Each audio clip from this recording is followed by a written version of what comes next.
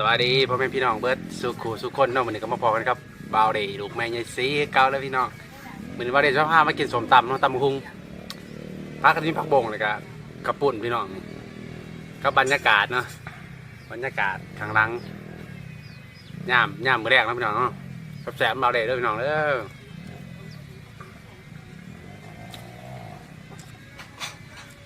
กินกับกระปุ่น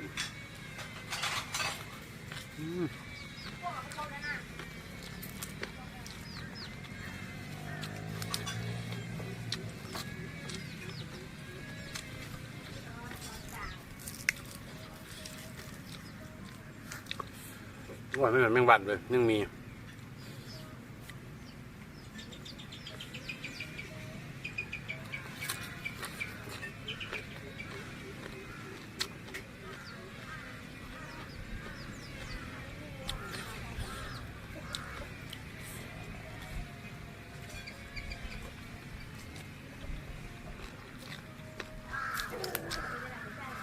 แบบปีกหาซิมิดพี่น้องเลย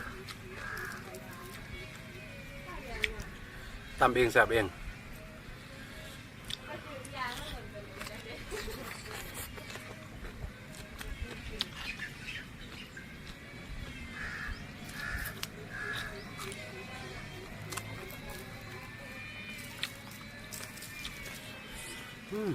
ไปเป็นเพชรเลย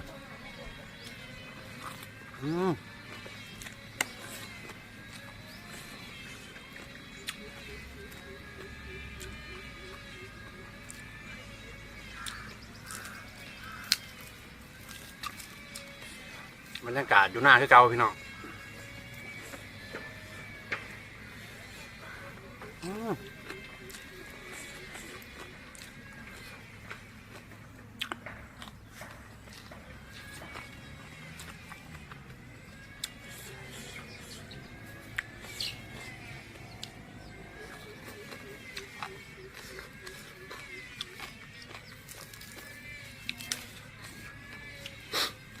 โอ้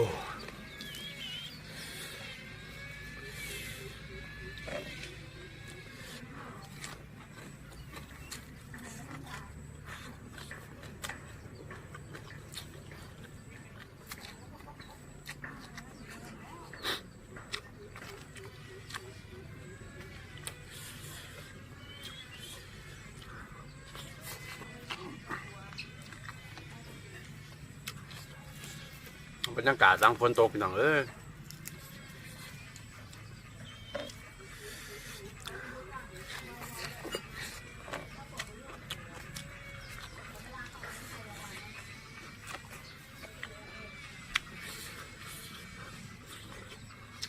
โอ้เป็นเป็ด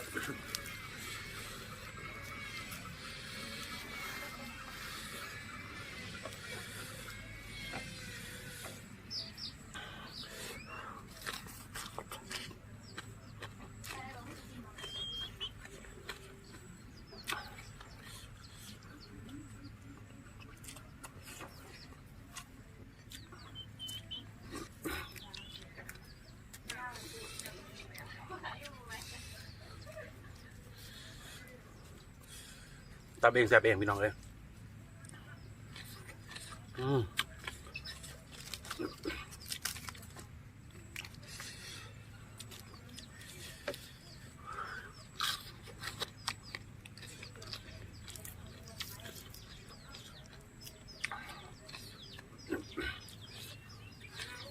โอ้ย